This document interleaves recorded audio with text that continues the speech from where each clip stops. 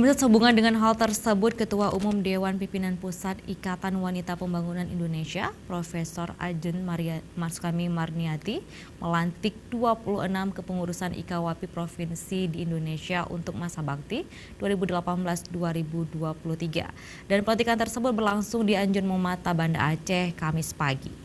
Saya atas nama Profesor Ajeng Marniati, SEMKes, dengan resmi melantik pengurus.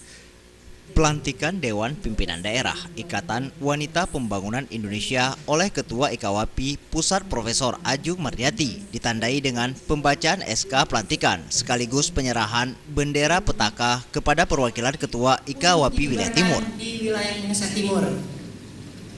Terima kasih.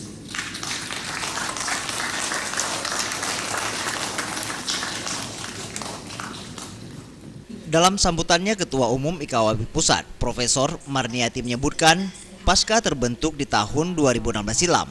Namun, dalam perjalanannya selama 2 tahun, IKAWAPI telah mampu menggerakkan dan melahirkan kepengurusan organisasi perempuan hampir di seluruh provinsi di Indonesia. Organisasi tersebut bertujuan untuk menyelesaikan berbagai permasalahan yang dihadapi kaum perempuan dengan mengedepankan nilai-nilai budaya yang berlaku di masing-masing daerah asal. Tentu kami berharap semua pengurus DPD yang sudah berhadir, perempuan-perempuan hebat, mampu menyumbangkan pemikiran, ide, bagaimana kita mampu menemukan satu model, rule untuk menyelesaikan persoalan wanita.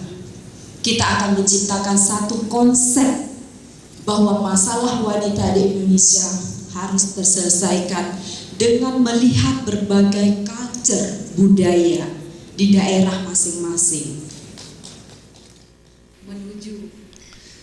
Rapat Kerja Nasional yang mengusung tema pemberdayaan ekonomi kebangsaan yang dirangkai dengan pelantikan Ketua DPD IKAWAPI Provinsi tersebut turut dihadiri Wakil Gubernur Aceh Nova Iriansyah, perwakilan organisasi perempuan, serta sejumlah tokoh perempuan yang ada di Provinsi Aceh. Tim Liputan Aceh TV.